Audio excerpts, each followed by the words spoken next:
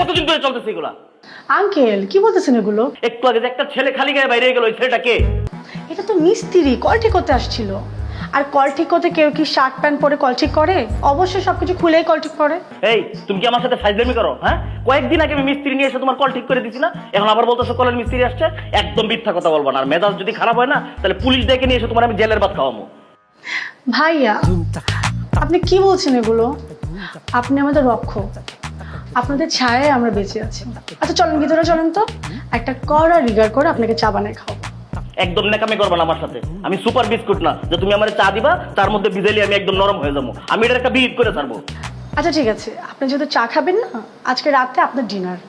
আপনার পছন্দ মতো আমি সব কিছু রান্না করব, আর আমরা খেতে খেতে কথা বলবো।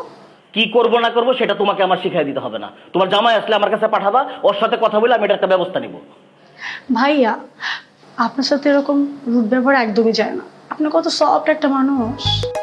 এই তুমি আমার সাথে এরকম হাতাহাতি করে কথা বলবো না। আর তুমি যেন কিভাবে কিভাবে তাকাও, এগুলো তাকাবা না। এইসব তাকানো ছেলে মানুষের সহ্য করা খুব কঠিন। যাও ভিতরে যাও, যাও।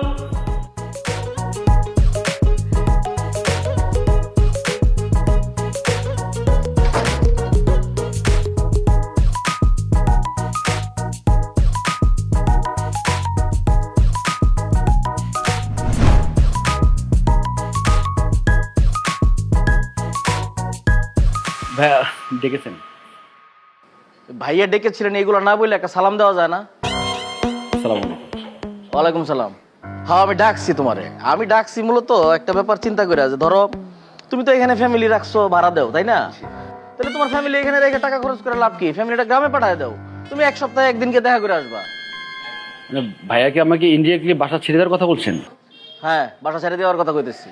মানে আমি বুঝলাম না, মানে উইদাউট নোটিশ আপনারা আমাকে টুলে টানিয়ে দিবেন, এটা তো হতে পারে না। ডিট তো করা আমাদের, তাই না? আর আমি আমার বউকে যে রাখবো, আমার বাড়ি পঞ্চগড়, আমি জব করে চিরাঙে, ভাইয়া সম্ভব না, একদিনে পোষাবে না। তো তুমি তোমার ফ্যামিলি চিটাং নিয়ে যাও।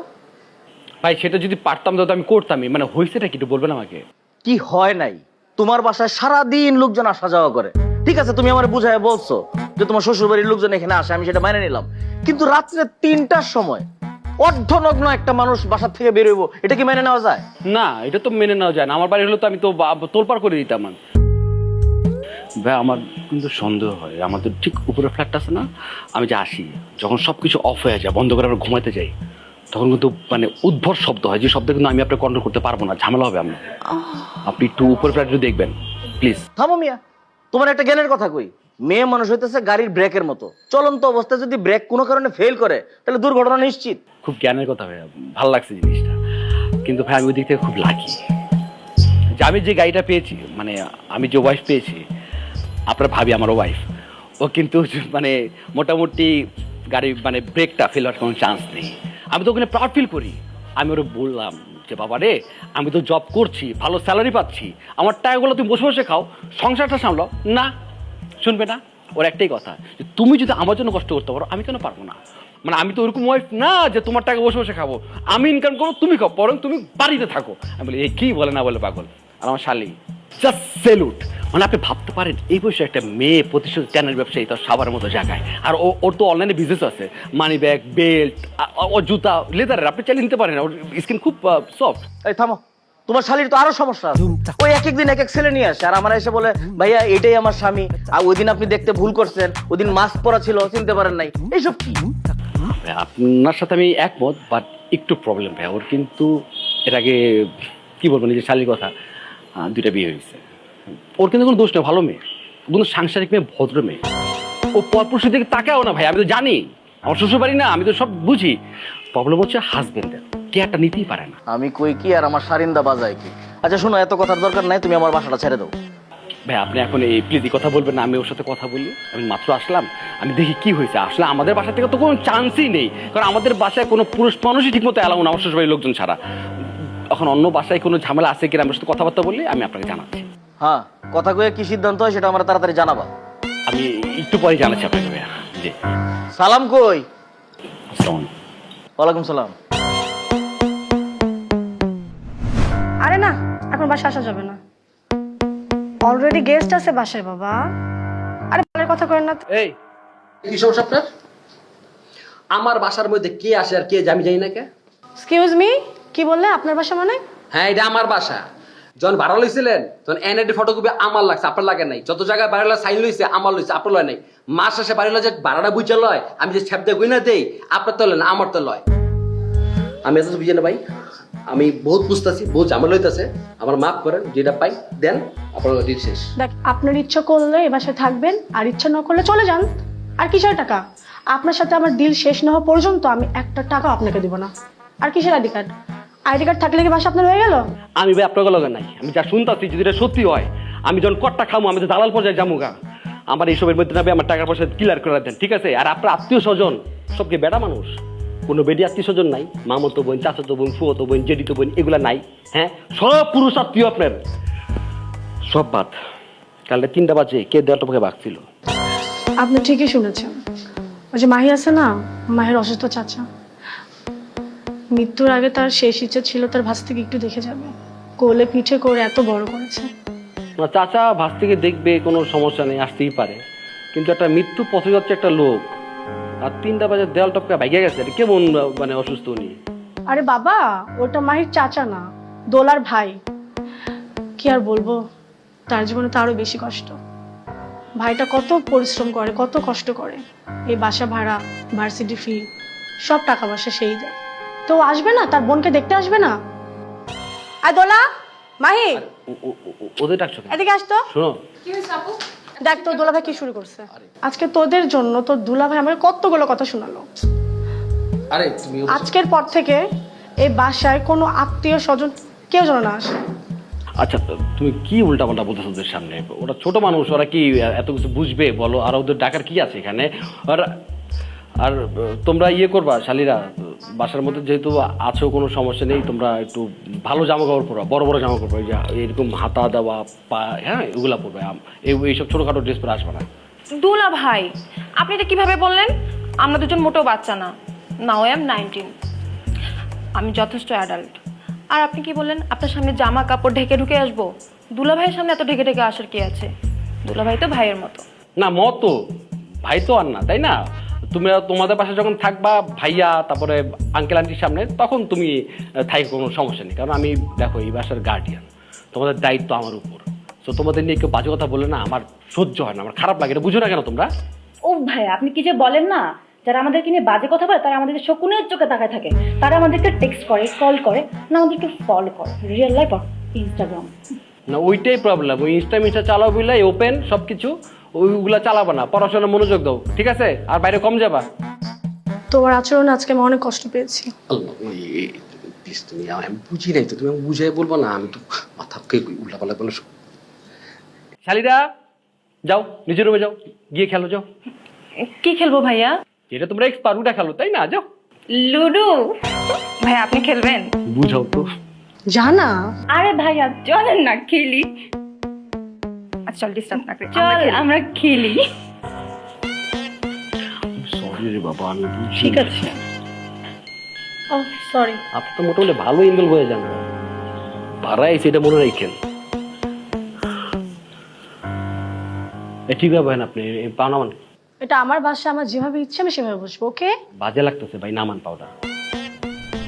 এই, আপনি এখানে কেন? আপনি আমার বাসা কি করেন? আপনাকে ঢুকতে দিছে কে? আপু তুই তুই ঢুকতে দিছস? হ্যাঁ, আমি ঢুকতে দিয়েছি। কেন?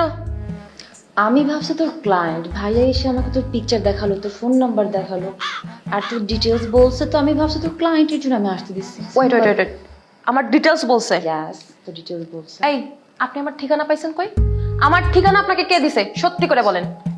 তুমি দিছো। আমি আমি কখন আপনাকে ঠিকানা দিলাম? ওই যে কাতার থেকে ফোন পাঠাইছিলাম, মনে নাই? ঠিকানা দিছি। আমি কি আপনাকে আসতে বলছি? আসেন কেন? তোমাকে দেখার জন্য। দেখছেন, আমাকে দেখা হয়েছে হয়েছে তো নাকি? তাহলে এবার বিদায় হন। আপনি এখন বিদায় হন। না না না না, বিদায় হব না। তোমাকে দেখার কথা ছিল, দেখছি, এখনো টাচ করতে পারিনি, টাচ করতে চাই। শোনেন, আমি ঠান্ডা মাথায় বলতেছি, কোনো টাচ ফাচ কিচ্ছু হবে না। আপনি এখন বিদায় হন। আপনি যদি এখন বিদায় না হন, আমি কিন্তু পুলিশ ডাকতে বাধ্য হব।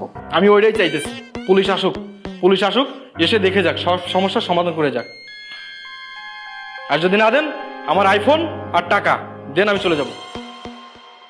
কি রে, কি হয়েছে? বাসা তো চেঁচামেচি কিসের? আরে আর জানো না, আমি একটা গাধা, আমি ভুল করছি। এই যে আইফোনটা যখন আসছে না, তখন ঠিকানা দিছিলাম, ঠিকানা অনুযায়ী চলে আসছে। ও কি চায় এখন? আমাকে চায়, আর কি চাইবে? তো যা। আমি যাব না। কেন যাব না মানে যাব না। আই মিয়া, টাকা আছে আপনার কাছে? হ্যাঁ, টাকা কোনো সমস্যা না, টাকা আছে। তো সমস্যা কি? আচ্ছা, তো আরেকটা অপশন আছে, তো ওরা নিয়ে যান। না না না, আমি অন্য অপশন দেখতাম না। আমি বলছি কি, এর মধ্যে সে আমার সাথে প্রেম করছে, আমার ফসলাইছে, আমার কাছে টাকা নিছে, আইফোন নিছে। সে আমার বলছে বাবু তুমি টাচ করো। আমি কাতার থেকে এয়ারপোর্ট নামছি, এয়ারপোর্ট থেকে সোজা গাড়ি নিয়ে চলে আসছি। আমি টাচ করার জন্য আসছি। দেখেন, এত টাচ ফাচ কিছু হবে না। দেখো আমি পারবো না, ওনাকে যাইতে বলো। ঠিক আছে, টাচ টাচ আমি মানলাম না, করলাম না। আমার টাকা আর আইফোন দিয়ে দিলে আমি এখনই চলে যাবো। কিসের আইফোন? আইফোন এখন যার হাতে তার, আমি কোনো আইফোন দিব না। যদি তুমি আইফোন না দাও তাহলে আমার কাছে যে ভিডিও আছে, স্ক্রিন রেকর্ডিং, ওইগুলো আমি সব ফ্ল্যাশ করে দিব। আমি কখন বললাম যে আমি যাব না? আমি যাব তো, কিন্তু বাবু একটা শর্ত আছে। কি শর্ত? ওই যে ভিডিওগুলো তুমি করছো না, ওগুলো ডিলিট করে দাও, আমি এখনই তোমার সাথে যাব। আমারও একটা শর্ত আছে। কি শর্ত? ওই ভিডিওগুলো 12টা ভিডিও আছে, আমার সাথে ভিতরে যাবা, প্রতি মিনিটে একটা একটা করে ডিলিট করবো। চলো।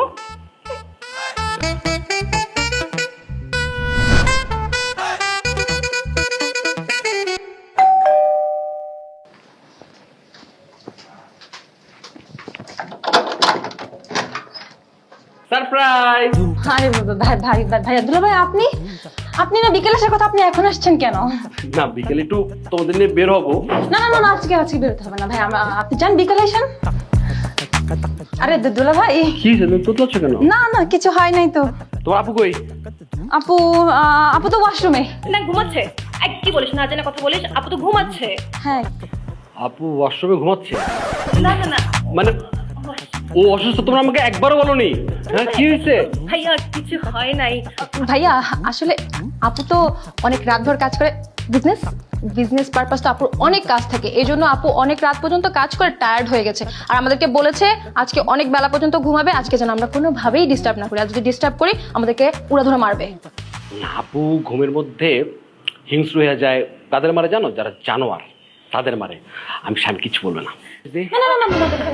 ভাইয়া, আপনি তো জানেন আপু যখন ঘুমের মধ্যে থাকে তখন আপু আর আপু থাকে না, আপু হয়ে যায় হিংস্র, সিংহ হয়ে যায়। তখন কি করে, যে তাকে সামনে পায় তাকে হুটহাট মারে, আর ঘুমের মধ্যে উল্টাপাল্টা অনেক কথা বলে, কাউকে চিনতে পারে না। ভাই কাউকে চেনে, আপনাকে চিনবে না।